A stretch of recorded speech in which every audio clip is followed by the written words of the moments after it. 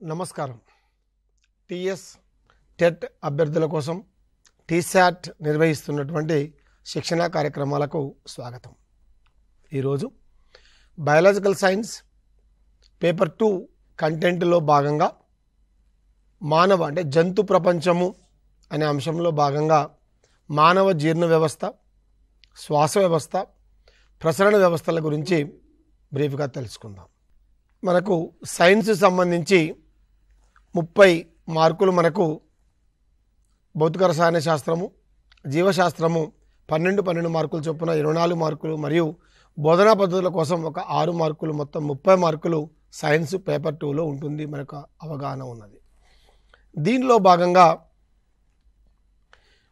ఈ ఎపిసోడ్లో జంతు ప్రపంచం అనే ఒక మన టెట్ సిలబస్లో నుండి మానవ జీర్ణ వ్యవస్థ, శ్వాస వ్యవస్థ, ప్రసరణ వ్యవస్థ వాటి గురించి వివరంగా చూద్దాం. మనం మొట్టమొదటి చూసినప్పుడు మానవ జీర్ణ వ్యవస్థ. మానవ జీర్ణ వ్యవస్థలో మనం ప్రధానంగా చూడాల్సినటువంటి అంశాలు ఏమున్నాయి అంటే జీర్ణ ఎంజైములు, విటమిన్లు, జీర్ణ వ్యవస్థ యొక్క ఫ్లో చార్ట్, అంటే ఏ భాగంలో ఏం జరుగుతున్నది అనేటువంటి ఒక ఫ్లో చార్టు, పోషకాహార లోపం వల్ల వచ్చేటువంటి వ్యాధులు, అంటే ఎలాంటి విటమిన్లు వల్ల వచ్చేటువంటి లోపం వల్ల వచ్చేటువంటి వ్యాధులు కానీ, సరైన పౌష్టికాహారం తీసుకోకపోతే వచ్చే లోప వ్యాధులు కానీ మనం ఈ అంశంలో చూడవచ్చు. దీనిలో భాగంగా జీర్ణక్రియలో మనం మొదట ఆహారాన్ని గ్రహించిన తర్వాత నోటిలో జీర్ణక్రియ, నోటిలో జరిగేటువంటి జీర్ణక్రియ గురించి మనం మొట్టమొదట చూసుకుందాం.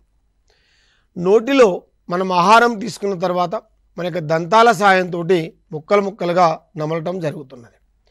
ఇక్కడ TET exam point of view సంబంధించి దంత ఫార్ములా చాలా ఇంపార్టెంట్ మ్యాటరు గుర్తుపెట్టుకోండి. 2 1 2 3 అనేటువంటిది దంత ఫార్ములా. ఏంది 2 1 2 3 అంటే మొత్తము ప్రతి దవడ యొక్క ఒక పార్శ్వమునకు 8, ఇంకొక పార్శ్వమునకు 8, మొత్తం కింది దవడలో 16, పై దవడలో 16, మొత్తం 32 దంతాలు మానవ నోటి లోపల ఉంటాయి.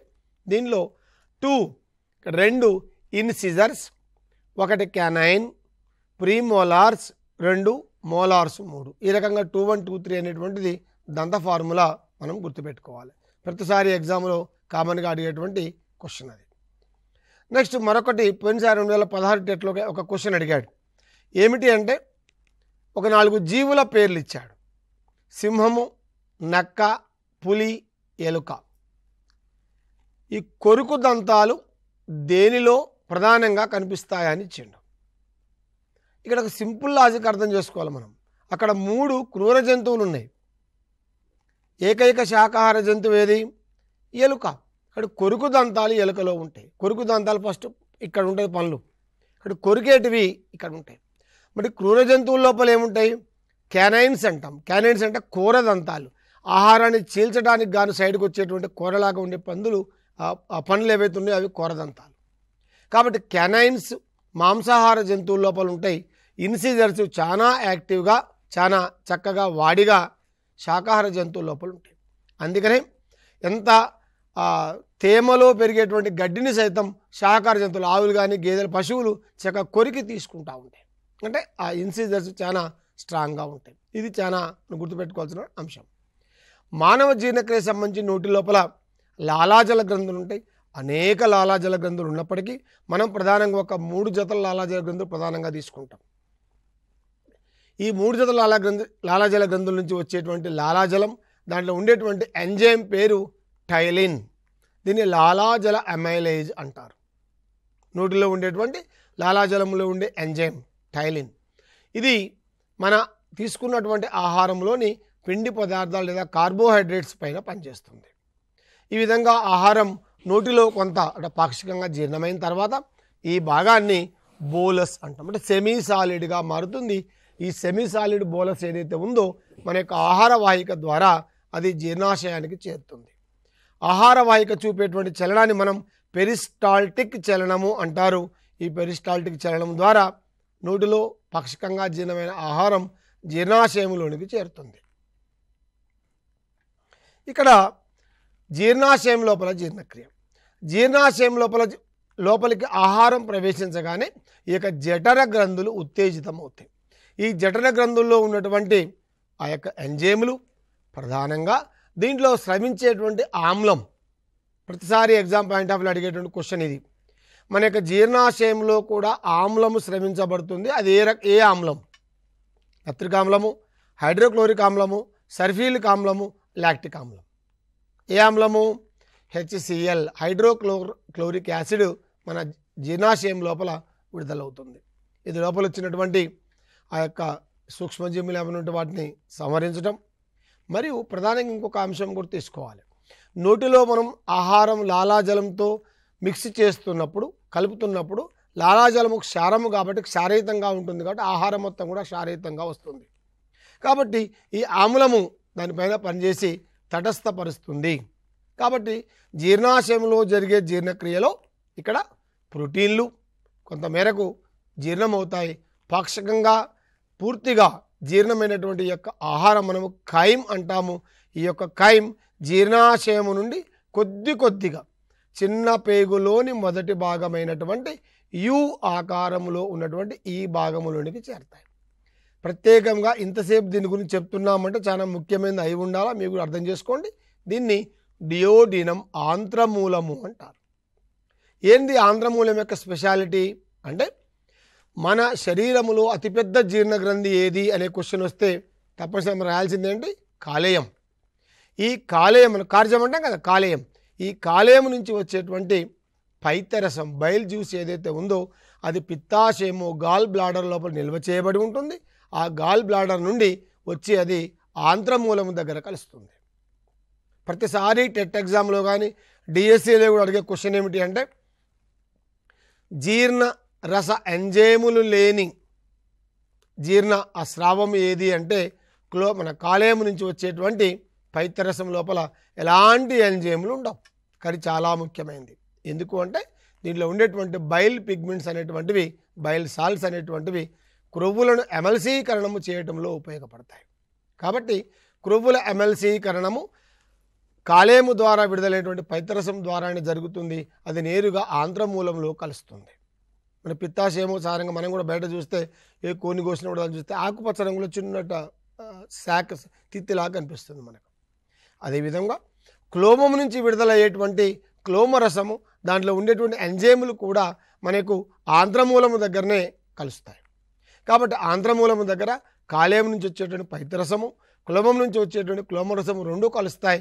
కాబట్టి అక్కడ జీర్ణం అయ్యేటువంటి అవకాశం చాలా ఎక్కువ. ఈ రకంగా జీర్ణమైనటువంటి ఆహారం చిన్న ప్రేగుల్లోనికి చేరుతుంది. మరి చిన్న ప్రేగుల్లోనికి చేరుతున్నప్పుడు చిన్న ప్రేగుల లోపల ఏం జరుగుతుంది? జాగ్రత్తగా చూడండి. పక్కన మనకు చిన్న ప్రేగులు చూస్తున్నాం మనం. ఇక్కడ ఏం జరుగుతుంది? చిన్న ప్రేగుల లోపల సూక్ష్మ చూషకాలు ఉంటాయి. వీటిని విల్లై అంటారు, మైక్రో విల్లై. జీర్ణమైనటువంటి ఆహార పదార్థాలు ఈ సూక్ష్మ చూషకాల ద్వారా రక్తములోనికి శోషింపబడతాయి. ఎప్పుడైతే సూక్ష్మ చూషకాలు అతి ఎక్కువ సంఖ్యలో ఉన్నాయి కాబట్టి చిన్న ప్రేగు నుంచి జీర్ణమైన ఆహార పదార్థాలు రక్తం లోపలికి శోషింపబడతాయి. అదే మనకు జీర్ణమైన సారం మనం వంట పట్టింది అంటాం కదా, అది అన్నమాట. ఈ రకంగా ఆంత్రమూలంలో జీర్ణక్రియ జరిగిన తర్వాత చిన్న ప్రేగు లోపలికి ఎప్పుడైతే మనకు ప్రవేశిస్తుందో చిన్న ప్రేగు లోపల చూడండి విల్లై, ఈ యొక్క చూషకాలు ఏం పనిచేస్తాయి? చిన్న ప్రేగులో జీర్ణమైనటువంటి ఆహారం ఏదైతే ఉందో ఇది మొత్తం కూడా ఈ యొక్క చూషకాల ద్వారా రక్త ప్రసరణ వ్యవస్థ లోపలికి ఈ విధంగా శోషింపబడుతుంది. అదే మనకు రక్తం ద్వారా ప్రతి కణముల వద్దకు కొనుక్కోబడుతుంది. మన శక్తినిచ్చేటువంటిది ఇది అన్నమాట. నెక్స్ట్ మనకు ఇక్కడ వచ్చేటువంటి జీర్ణ ఎంజైములు ఒక్కసారి చూద్దాం. ఎక్కడెక్కడ ఏ గ్రంథులు ఉన్నాయి, ఏ గ్రంథుల నుంచి ఏ జీర్ణ రసాలు వస్తున్నాయి, దాంట్లో ఏ ఎంజైమ్స్ ఉన్నాయో ఒక్కసారి జాగ్రత్తగా చూడండి. టైలిన్ అనేటువంటి ఎంజైమ్, ఈ ఎంజైమ్ ఎక్కడుంది? లాలాజల గ్రంథుల నుంచి విడుదలయ్యేటువంటి లాలాజలములో వస్తుంది. దీని మీద పనిచేస్తుంది, కార్బోహైడ్రేట్స్ మీద పనిచేస్తుంది. వీటిని మాల్టోజులుగా మారుస్తుంది. అదే రకంగా పెప్సిన్, ఇది ఎక్కడొస్తుంది? జీర్ణాశయం ఏదైతే మనం జఠర గ్రంథులు అనుకున్నామో ఆ జఠర గ్రంథుల నుంచి విడుదలవుతుంది. దానిపై జఠర రసము అంటాము. ఇది ప్రోటీన్ల పైన పనిచేసి పెప్టోన్లుగా మారుస్తుంది. తర్వాత ఇదే కాలేయం నుంచి విడుదలయ్యేటువంటి పైత్య రసం, దీంట్లో ఎలాంటి ఎంజైములు ఉండవు. బాగా గుర్తుపెట్టుకోండి, ఎంజైములు లేని జీర్ణరసం మన శరీరం మొత్తం మీద ఇది ఒక్కటే. కాబట్టి క్వశ్చన్ అడిగే అవకాశం ఎక్కువ. మరి ఇదేం పనిచేస్తుంది? క్రొవ్వుల ఎమల్సీకరణం, క్రొవ్వులను చిన్న చిన్న రేణువులుగా మార్చడం అనేది సహాయపడుతుంది. అందుకనే క్రొవ్వు పదార్థాలు జీర్ణం కావాలి అంటే తప్పనిసరిగా కాలేయం యొక్క పనితీరు బాగా ఉండాలి. బాగా గుర్తుపెట్టుకోండి. ఎప్పుడైనా కాలేయం సంబంధించినటువంటి వ్యాధులు వచ్చినప్పుడు క్రొవ్వు సంబంధించిన ఆయిల్ సంబంధించిన పదార్థాలు తక్కువగా తినమని వైద్యులు సూచించడానికి కారణం ఇదే. తర్వాత అమైలేజ్, ఇది ఎక్కడి నుంచి వస్తుంది? క్లోమం నుంచి విడుదలయ్యేటువంటి క్లోమరసంలో ఉంటుంది. క్లోమరసంలో 3 రకాల ఎంజైమ్స్ ఉంటాయి ఇక్కడ: అమైలేజ్, ట్రిప్సిన్ మరియు లైపేజ్. అమైలేజ్ ఏమో కార్బోహైడ్రేట్స్ మీద పనిచేస్తుంది, ట్రిప్సిన్ ఏమో ప్రోటీన్స్ పైన పనిచేస్తుంది, లైపేజ్ ఏమో లిపిడ్స్ అంటే క్రొవ్వులు కాబట్టి క్రొవ్వుల పైన పనిచేస్తుంది. ఈ రకంగా కార్బోహైడ్రేట్స్, ప్రోటీన్స్, లిపిడ్స్ మూడింటిపైన పనిచేసేటువంటి ఆ యొక్క ఎంజైములు కలిగిన ఏకైక రసం ఏది అంటే క్లోమరసము. అది క్లోమం నుంచి వస్తుంది. మరొక విషయం కూడా ఇక్కడ గుర్తుపెట్టుకోవాలి, క్లోమమునకు ఒక ప్రత్యేకమైనటువంటి స్పెషాలిటీ ఉంది. ఏంటి ఆ స్పెషాలిటీ? క్లోమము జీర్ణ ఎంజైములను విడుదల చేసేటువంటి జీర్ణగ్రంథి మరియు క్లోమము ఒక ప్రత్యేకమైనటువంటి హార్మోన్ను కూడా విడుదల చేస్తుంది. మనకు బాగా తెలిసిన ఫేమస్ హార్మోన్ ఏంటది? ఇన్సులిన్. షుగర్, డయాబెటీస్ సంబంధించినటువంటి హార్మోన్ రిలీజ్ చేస్తూ మనకు అది చూద్దాం అది కూడా. సో ఇక్కడ పెప్టిడేజెస్, ఇక్కడ మనకి ఏదైతే చిన్న పేగులోకి వచ్చినామో చిన్న పేగులో కూడా 2 రకాల ఎంజైమ్స్ విడుదలవుతాయి: పెప్టిడేజెస్ మరియు సుక్రేజెస్. పెప్టిడేజెస్ ఏమో పెప్టైడ్స్ పైన పనిచేసి అమైనో ఆమ్లాలుగా మారుతుంది, సుక్రేజులు సుక్రోజ్ పైన పనిచేసి గ్లూకోజులుగా మారుస్తుంది. జీర్ణ ఎంజైములు మొత్తం మనం ఒక్కసారి పరిశీలిస్తే, జీర్ణ ఎంజైములు మొత్తం జీర్ణమైన తర్వాత ఆహార పదార్థాలు ఏ రూపంలోకి మారుతాయి? అంత్య ఉత్పన్నాలు అంటే మనం గుర్తుపెట్టుకోవాల్సింది, పిండి పదార్థాలు గ్లూకోజులుగా మారితేనే రక్తములోనికి శోషింపబడతాయి. 1.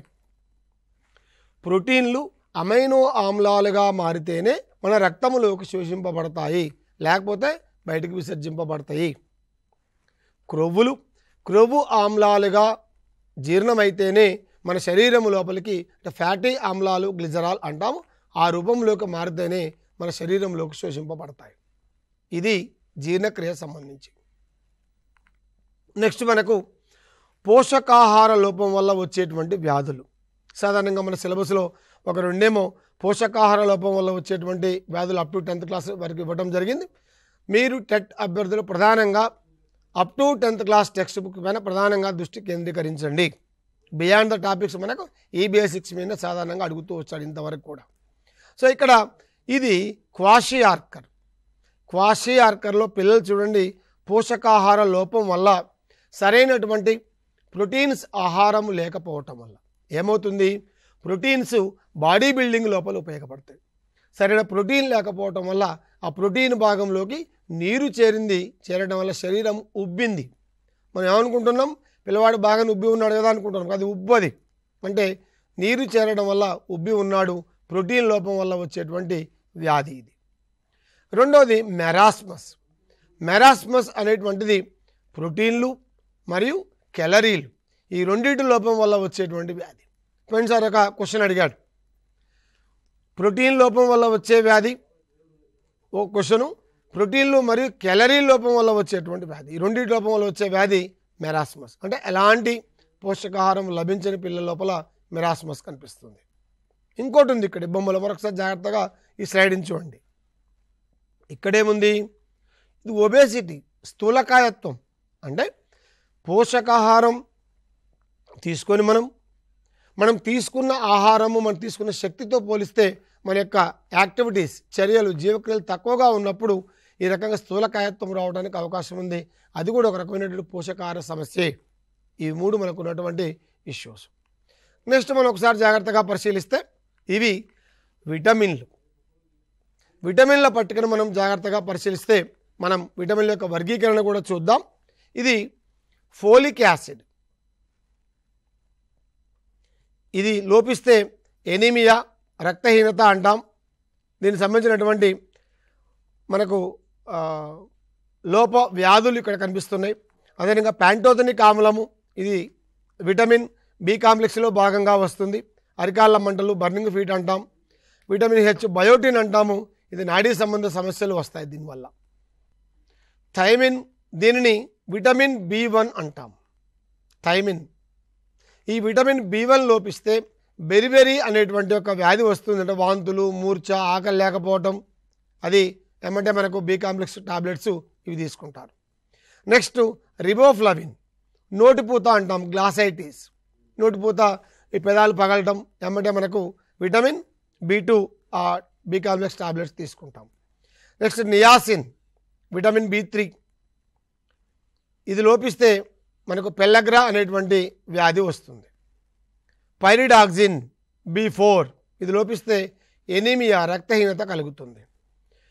విటమిన్ B12 సైనోకోబాలమైన్, ఇది లోపిస్తే అనీమియా మరియు పెర్నీషియస్ అనేటువంటి వ్యాధులు రావడానికి అవకాశం ఉంది. విటమిన్స్ ఒక ప్రధానమైనటువంటి అంశం. మనకు సాధారణంగా A, B, C, D, E, K అనేటువంటి విటమిన్స్ ఉంటాయి. మనం ఒక్కొక్కటి జాగ్రత్తగా చూద్దాం. విటమిన్ ఇక్కడ B1 థయామిన్, అది లోపిస్తే వచ్చేటువంటి వ్యాధి బెరిబెరీ. B2 రిబోఫ్లావిన్, అది లోపిస్తే వచ్చేటువంటి వ్యాధి గ్లాసైటిస్. B3 నియాసిన్, అది లోపిస్తే వచ్చే వ్యాధి పెల్లగ్రా. పైరిడాక్సిన్, అది లోపిస్తే వచ్చేటువంటి వ్యాధి రక్తహీనత, ఎనీమియా. సైనోకోబాలమైన్ విటమిన్ B12 అంటాం, అది లోపిస్తే వచ్చే వ్యాధి పెర్నీషియస్ అనీమియా. అదేవిధంగా మనకు ఫోలిక్ ఆమ్లము, అది లోపిస్తే వచ్చే వ్యాధి కూడా అనీమియా, రక్తహీనత అంటాం. ప్యాంటోథనిక్ ఆమ్లము, అది లోపిస్తే వచ్చేటువంటి వ్యాధి బర్నింగ్ ఫీట్, అరికాళ్ళు మంటలు పుడితే వచ్చేటువంటి వ్యాధి అంటాం. బయోటిన్, విటమిన్ హెచ్ కూడా అని పిలుస్తారు. నాడీ సంబంధ సమస్యలు దీనివల్ల వస్తాయి.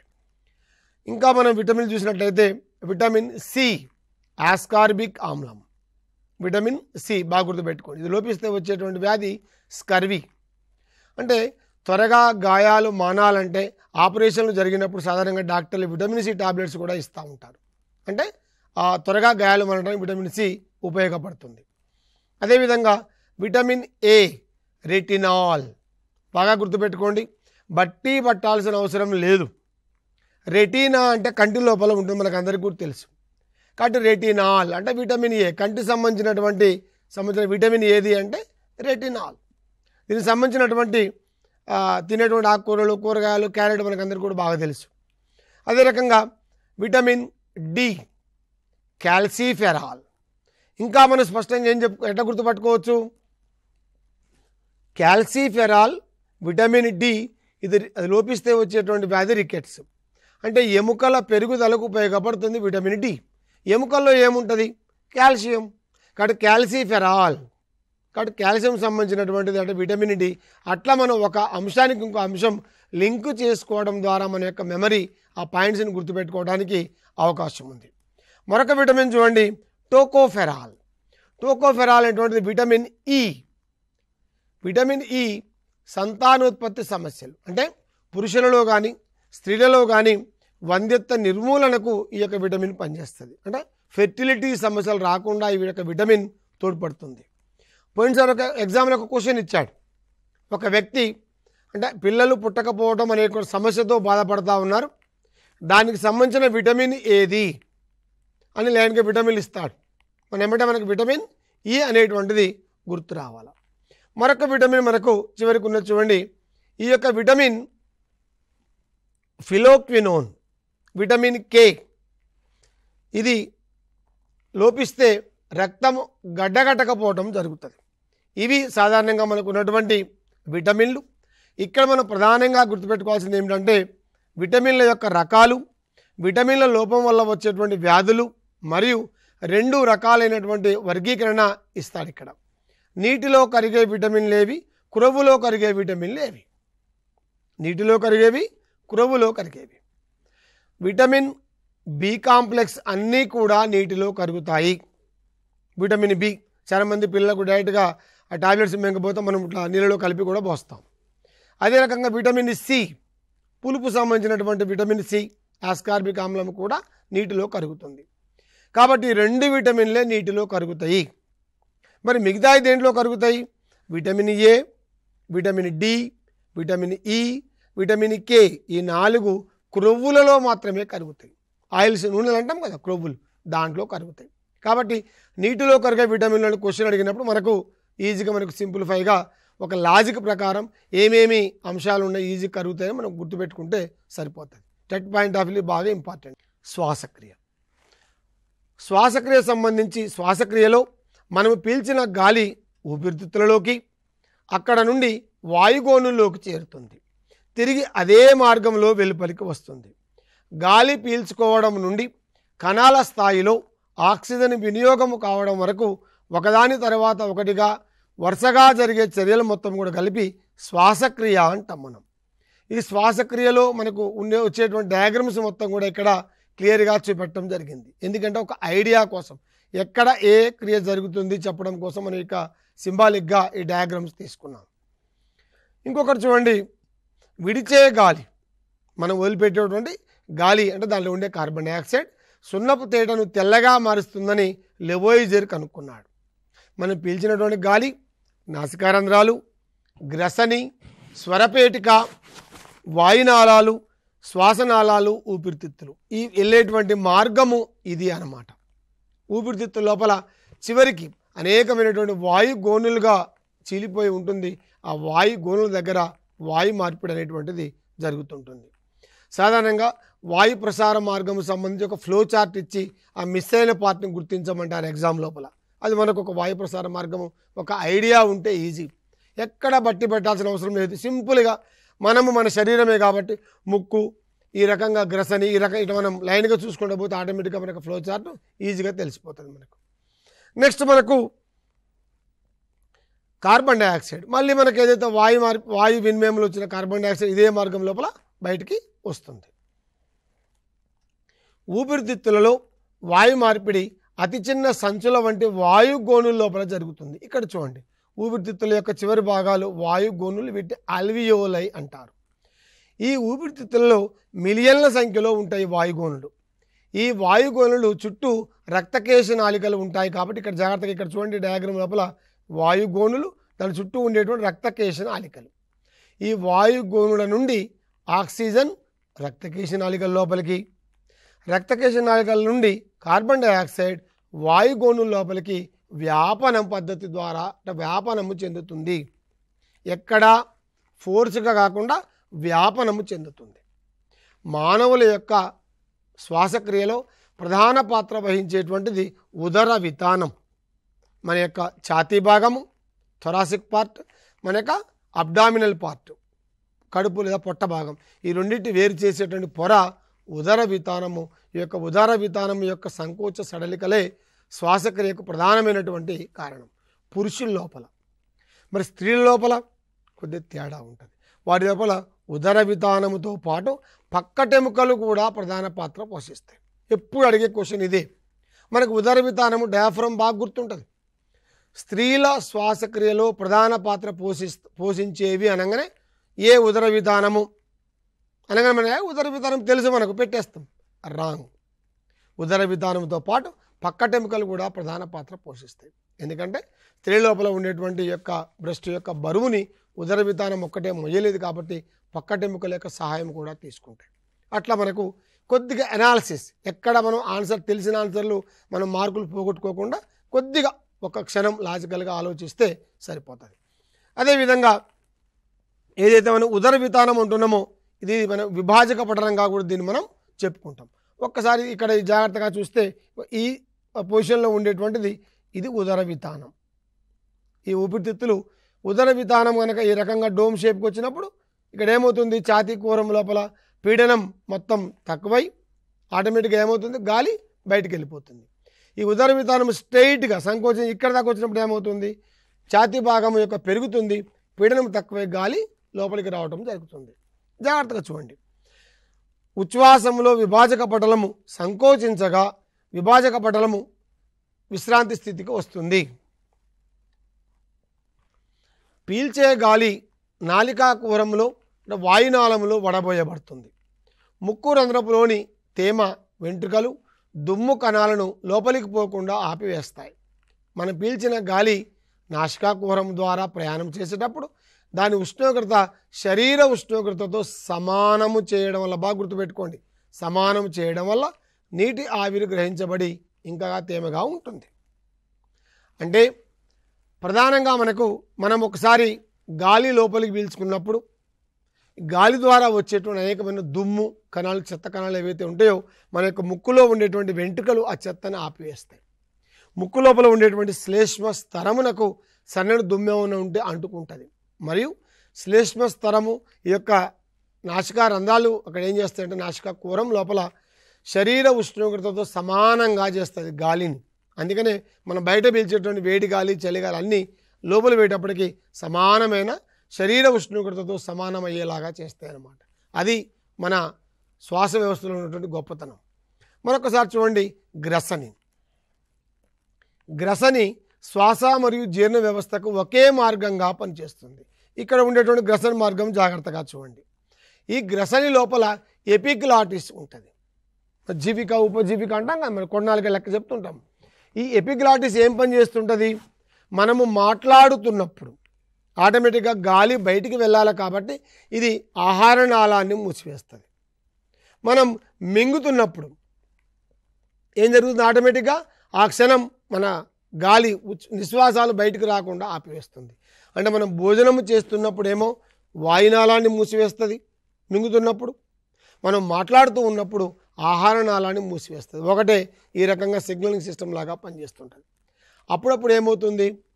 మాట్లాడుకుంటూ మాట్లాడుకుంటూ తింటున్నప్పుడు ఒకటి రెండు ఆహారం మెతుకులు శ్వాసనాళములోకి పోబోతాయి. వెంటనే ఆ యొక్క శ్వాసనాళము ఉత్తేజితమై ఒక పెద్ద ఎక్కువ ఫోర్స్ తోటి ఆ ఆహారం మెతుకుల్ని బయటికి తన్నివేస్తాయి, ఒక ఫోర్స్తో బయటకు వచ్చేస్తాయి. అంటే శ్వాస వ్యవస్థ ప్రేరేపితమై ఏమాత్రము లోపలికి కూడా పోకుండా మనల్ని కాపాడుతుందన్నమాట. సో ఇక్కడ స్వరపేటికలో ఉండే స్వరతంత్రులు ఊపిరితిత్తుల నుండి వెలుపలికి వచ్చే గాలికి కంపిస్తాయి. తద్వారా మనం మాట్లాడటం, పాటలు పాడటం చేయగలుగుతున్నాం. ఒక్కసారి ఇక్కడ జాగ్రత్తగా చూడండి. ఈ భాగంలో ఉండేటువంటి శ్వాసనాళము లోపల సి ఆకార ఉంగరాలు ఉంటాయి.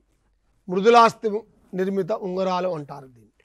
ఇక్కడ ఏమవుతుంది అంటే చలి గాలికి ఈ యొక్క శ్వాసనాళము మూసుకొని పోకుండా ఈ భాగం లోపల ఉంటుంది. ఇదే మనకు స్వరపేటిక. మనం ఏం మాట్లాడినా కూడా ఇక్కడ వైబ్రేషన్స్, కంపనం వస్తుంది. ఇక్కడితోనే మనం మాట్లాడటం, మన పలికే పలుకులు మొత్తం కూడా శబ్దంగా ఇక్కడి నుంచి మారుతూ ఉందన్నమాట. సో మనకు నెక్స్ట్ కనుక చూసినట్లయితే వాయునాళము శ్వాసనాళంగాను, అది చిన్న చిన్న వాయుగోణులుగాను విడిపోతుంది. అతి చిన్న పరిమాణంలో ఉండే వాయుగోణుల నుండి రక్తనాళాలలోని రక్తంలోనికి వాయు వినిమయం జరుగుతుంది. వాయు సహిత శ్వాసక్రియలో అధిక పరిమాణంలో శక్తి విడుదల కావడంతో పాటు నీరు, కార్బన్ డైఆక్సైడ్ వెలువడతాయి. ఇక్కడ ఒక అంశం జాగ్రత్తగా గుర్తుపెట్టుకోండి. ఏంటి అంశము? శ్వాసక్రియ అంశానికి వచ్చినప్పుడు మనం వాయు సహిత శ్వాసక్రియ, అవాయు శ్వాసక్రియ కింద రెండు రకాలుగా చెప్తాం. వాయు సహిత శ్వాసక్రియ ఆక్సిజన్ సమక్షంలో జరుగుతుంది. సంపూర్ణ ఆహార పదార్థం సంపూర్ణ ఆక్సీకరణం చెందబడుతుంది. తద్వారా ఎక్కువ శక్తి విడుదలవుతుంది.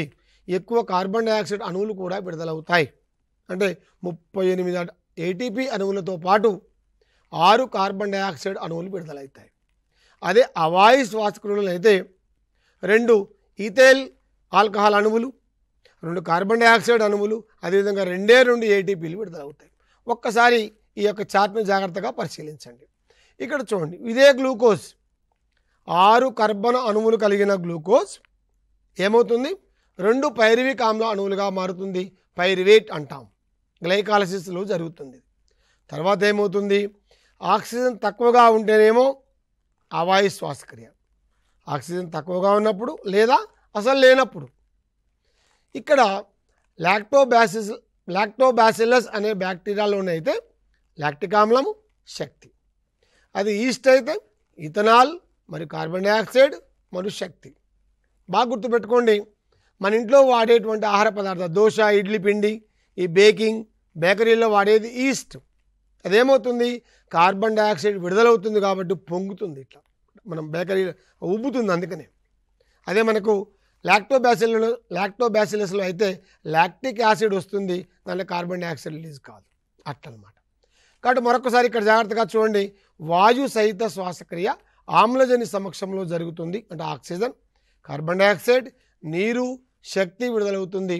ఆహార పదార్థము సంపూర్ణ ఆక్సీకరణ చెందుతుంది. మొక్కలు, ఇతర జంతువులు, మానవుల లోపల ఈ రకమైన వాయుసహిత శ్వాసక్రియ జరుగుతుంది. అదేవిధంగా మనకు ప్రసరణ సంబంధించి మానవుని లోపల ఒక ప్రధానమైనటువంటి అవయవాన్ని మనం ఇక్కడ చెప్పొచ్చు. ఏంటది? గుండె కొట్టుకోవడం ప్రారంభం. అంటే మానవుడు జీవి పుట్టుక స్టార్ట్ అయినప్పటి నుంచి ఈ యొక్క హృదయం అనేటువంటిది సంకోచ సడలికలు ప్రారంభమవుతూనే ఉంటాయి. దాన్ని గుండె కొట్టుకోవటంగా చెప్పుకుంటాం మనం మామూలు పరిభాషలో. అదే మనం సైన్స్ పరిభాషలోనైతే సిస్టోల్, డయాస్టోల్ అంటాం. ఒక సిస్టోల్, ఒక డయాస్టోల్ని కలిపి ఒక హార్దిక వలయము, ఒక కార్డియాక్ సైకిల్గా మనం చెప్పుకుంటాం. ఇన్ డీటెయిల్గా కూడా ఒక్కొక్కటి మనం చూద్దాం. ఫస్ట్ గుండె యొక్క లొకేషన్ క్వశ్చన్ అడిగే అవకాశం ఉంది. గుండె యొక్క బాహ్య నిర్మాణం లోపల మనకి ఏమేమి కనిపిస్తాయి అంటే ఒకసారి బాగా గుర్తుపెట్టుకోండి, రక్తనాళాలు మనం ఇక్కడ చూస్తాం. ఎప్పుడు అడిగే సాధారణంగా క్వశ్చను రక్తనాళాలు. ఏ రక్తనాళాలు ఉన్నాయి, ఏమేమి స్పెషాలిటీస్ ఉన్నాయి ఒకసారి జాగ్రత్తగా చూడండి. ఇక్కడ ధమనులు, సిరలు. మన గుండె నుంచి ఆమ్లజని సహిత అంటే ఆక్సిజన్ ఇక్కడ రక్తాన్ని అన్ని శరీర భాగాలకు మోసుకొని పోయేటువంటివి ధమనులు. ఒక్కటే ఒక్క ధమని మాత్రం దీంట్లో ఎక్సెప్షన్ ఉంటుంది. గుర్తుపెట్టుకోండి, క్వశ్చన్ అక్కడ అడుగుతాడు. సాధారణమైన వాటి గురించి అందరికీ తెలుసు, ఎక్కడ ఎక్సెప్షన్స్ ఉంటాయి అక్కడ అడుగుతాడు. ఏది ఎక్సెప్షన్? గుండె నుంచి ఒక పుప్పుస ధమని మాత్రం ఊపిరితిత్తులకు తీసుకొని వెళ్తుంది రక్తాన్ని. అది ఆమ్లజని రహిత రక్తం, ఆక్సిజన్ లేనటువంటి రక్తం వెళ్తుంది. అది బాగా గుర్తుపెట్టుకోండి. అదేవిధంగా సిరలు అన్ని శరీర భాగాల నుంచి ఆక్సిజన్ రహిత రక్తాన్ని తీసుకొని గుండెకు తీసుకొని వస్తాయి. ఆమ్లజని రహిత రక్తము సిరలు అన్ని శరీర భాగాల నుంచి తీసుకొని వస్తాయి, ఒక్కటి తప్ప. సిరలు కామన్ మనకు విధి తెలుసు కాబట్టి క్వశ్చన్ అక్కడ అడగడు. ఒక ప్రత్యేకమైన సిర పేరిచ్చి ఇది ఏం పని చేస్తుంది అంటాడు. అది పుప్పుస సిర. అదేం పని చేస్తుంది? ఊపిరితిత్తు నుంచి గుండెకు రక్తాన్ని తీసుకొని వస్తుంది. ఊపిరితిత్తు నుంచి ఏం రక్తం వస్తుంది గుండెకు చెప్పండి? ఆమ్లజని సహిత రక్తం వస్తుంది. ఈ రెండు ఎక్సెప్షన్స్ ఉంటాయి. ఒకటే గుర్తుపెట్టుకోండి, ఊపిరితిత్తులకు సంబంధించిన పదం ఏదైనా పుప్పుస అనే పదం యాడ్ చేయబడుతుంది. కాబట్టి పుప్పుస ధమని అంటే సాధారణ ధమనికి వ్యతిరేకమైన విధి గుర్తుపెట్టుకోండి. ధమనులు గుండె నుంచి రక్తాన్ని తీసుకొని పోతాయి. పుప్పుస ధమని మాత్రం ఆమ్లజని రహిత రక్తాన్ని తీసుకొని పోతుంది. సిరలు ఆమ్లజని రహిత రక్తం తీసుకొని వస్తాయి. పుప్పుస సిర మాత్రం ఆమ్లజని సహిత రక్తాన్ని తీసుకొని వస్తుంది. ఇది ఒక్కటే మనకు ఎక్సెప్షన్. క్వశ్చన్ కూడా అక్కడే అడుగుతాడు. ఒక్కటి. మరొకటి చూడండి, ఇక్కడ మనకు రక్తనాళాల లోపల ప్రధానంగా అప్పుడప్పుడు హార్ట్ అటాక్, మనకు ఆ పేరు చాలామందికి సుపరిచితమై ఉంటుంది. గుండెపోటు లేదా హార్ట్ అటాక్ అంటాం. ఈ గుండెపోటుకు కారణమయ్యేటువంటి ఆ యొక్క రక్తనాళాలు మనకు ఎక్కడ కనిపిస్తాయి అంటాం. సరే, కాబట్టి కరోనరీ ధమనులు అంటారు. ఒకసారి ఇక్కడ జాగ్రత్తగా చూడండి. గుండె మనకు బాహ్య నిర్మాణంలో చూసినప్పుడు ఏదైతే బయటికి కనిపిస్తూ ఉన్నాయంటే గుండె లోపల నుంచి గుండె గోడలకు రక్తాన్ని తీసుకొచ్చేటువంటి ధమనులు ఇవన్నీ కూడా కరోనరీ ధమనులు. వాటి లోపల ఏదైనా ఒక చిన్న ఆటంకం ఏర్పడితే ఆ భాగానికి రక్తం చేరదు కాబట్టి అక్కడ ఆ భాగం పనిచేయదు, కాబట్టి ఆ వాల్వ్ పనిచేయదు, కాబట్టి ఆ హార్ట్ ప్రాబ్లం వచ్చేటువంటి అవకాశం ఉన్నది. ఇది మనకి ఎగ్జామ్ పాయింట్ ఆఫ్ వ్యూలో బాగా గుర్తుపెట్టుకోవాల్సినటువంటి అంశం. మరొక అంశం ఏమున్నది అంటే ఇక్కడ జాగ్రత్తగా చూడండి, గుండెలో అడిగే క్వశ్చను కవాటాలు, గుండె గదులు ఎన్ని ఉంటాయి, ఎక్కడెక్కడ ఉంటాయి, ఏ గది ఎలా ఉంటుంది, ఏ గది ఏం పనిచేస్తుంది. గుండెలో 4 గదులు ఉంటాయి. జాగ్రత్త చూడండి, పైన ఉన్నటువంటి 2 గదులను కర్ణికలు అంటారు. 2 కర్ణికలు, ఆరికిల్స్ లేదా యాట్రియా అంటారు ఇంగ్లీష్లో. కింద ఉన్నటువంటి 2 కూడా జఠరికలు. ఇవి 2 కూడా. ఇంకా జాగ్రత్తగా చూస్తే కర్ణికల యొక్క పరిమాణం అతి చిన్నగా ఉంటుంది. ఇక్కడ పెద్దగా కనిపించే చిన్నగా ఉంటుంది. జఠరికల యొక్క పరిమాణం పెద్దదిగా ఉంటుంది. మరొక తేడా ఏమిటి? జఠరికలకు తేడా, కర్ణికల యొక్క గోడలు పల్చగా ఉంటాయి, జఠరికల యొక్క గోడలు మందంగా ఉంటాయి. ఎందుకు పల్చగా, ఎందుకు మందంగా ఉంటాయో మనం ఇప్పుడు చూద్దాం. గుండె ఇక్కడ చూడండి, ఈ కుడి కర్ణిక నుంచి అన్ని భాగాల నుంచి వచ్చే రక్తము కుడి జఠరికలోకి వస్తుంది. రక్తం జస్ట్ ఈ పక్క నుంచి ఈ పక్కకు చేరుతుంది. దేని ద్వారా? ఒక కవాటం. మన కవాటం పేరు కూడా చెప్పుకుందాం. ఓకే. కానీ ఇక్కడ ఈ జఠరిక నుండి రక్తము ఊపిరితిత్తులకు కొనిపోబడుతుంది. కొంత దూరము ఫోర్స్తో సంకోచం చెందాలి కాబట్టి, చెందడం వల్ల ఫోర్స్తో రక్తం వెళ్ళాలి కాబట్టి ఈ జఠరిక గదులు, జఠరిక యొక్క గోడలు మందంగా ఉంటాయి. ఊపిరితిత్తుల దగ్గర నుంచి మళ్ళీ రక్తం ఎక్కడికి వస్తుంది? ఎడమ కర్ణికకు వస్తుంది. ఎడమ కర్ణిక నుంచి ఎడమ జఠరిక, అక్కడి నుంచి అన్ని శరీర భాగాలకు రక్తము కొనిపోబడుతుంది. ఈ రకంగా 4 గదులు 4 వేరు విధులను నిర్వర్తిస్తాయి.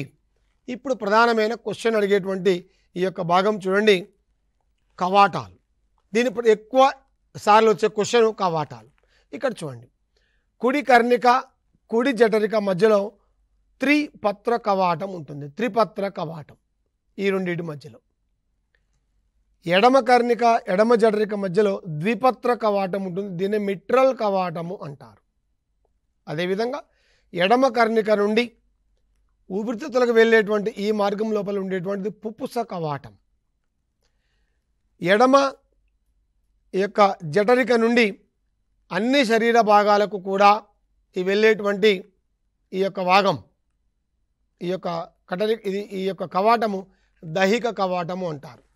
ఈ 4 కవాటాలు సాధారణంగా క్వశ్చన్ అడిగేటువంటి ఛాయిస్ ఉంటుంది. నెక్స్ట్ మనకు రక్త స్కందనం. విటమిన్ కే సాయంతో రక్తం గడ్డగడుతుందని చెప్పుకున్నాం. దీంట్లో మనకు రక్త స్కందనం అనగానే మనకు విటమిన్ కే ఏమంటే గుర్తు రావాలా. రక్త స్కందనంలో పాల్గొనేటువంటి కణాలు ప్రధానంగా అన్ని రక్త కణాలు పాల్గొన్నప్పటికీ రక్త ఫలకికలు, ప్లేట్లెట్స్ గుర్తుపెట్టుకోవాలి మనం.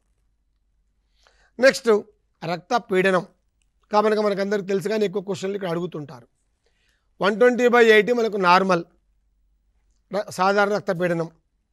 120/80 కంటే ఎక్కువైతే అధిక రక్తపీడనం, 120/80 కంటే తక్కువ ఉంటే అల్ప రక్తపీడనం, అంటే మనకు హైపర్ టెన్షన్గా చెప్తారు.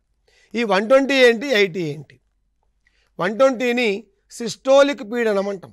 ఇక్కడ టెక్నికల్ క్వశ్చన్ అడుగుతారు వాడు.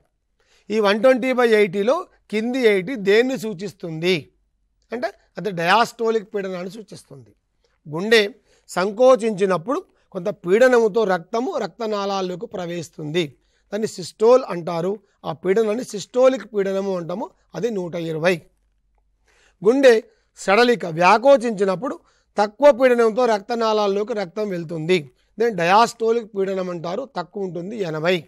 కాబట్టి సిస్టోలిక్ పీడనము 120, డయాస్టోలిక్ పీడనం 80. ఈ రెండు మనం గుర్తుపెట్టుకోవాలి. అట్నే ఆ బీపీని కొలిసేటువంటి ఆ పరికరం పేరు కూడా స్పిగ్మో మానోమీటర్. ఆ పరికరం కూడా ఇక్కడ మన బొమ్మలో చూపడం జరిగింది.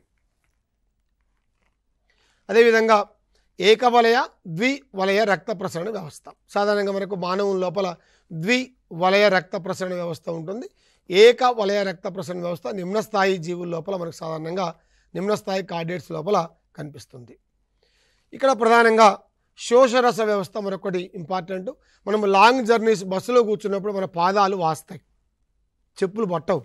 ఆ స్థితిని ఎడిమా అంటారు. అంటే శోషరసం అక్కడ పేరుకొని పోవడం వల్ల అటు జరుగుతుంది. మళ్ళీ 5-6 నిమిషాలు మనకు అటు నడిస్తే మళ్ళీ సెట్ అయిపోతుంది. దానికి కారణం శోషరసం. ఆ స్థితిని ఎడిమా అంటారు. ఎప్పుడు ఎక్కువ క్వశ్చన్ అడిగేటువంటి స్థితి అదనమాట.